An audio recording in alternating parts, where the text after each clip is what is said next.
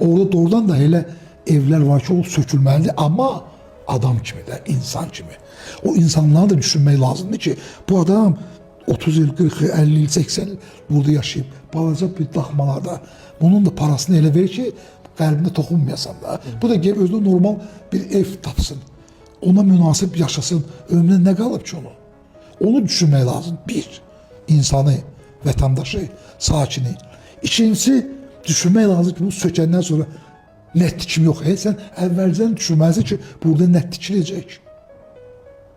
Ki, o şəhərə yaraşacaq, yoxsa yox. Bax, indi çoxları bilmir də, indi çoxları şoka düşəcək.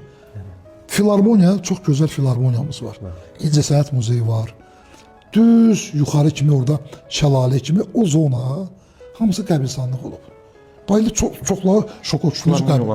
Bəli, İçəri şəhərin cəmaatı, sakinləri 200 il 300 bundan qabaq dünyasını dəyişən İçəri şəhərlər orada dəfn edirlər.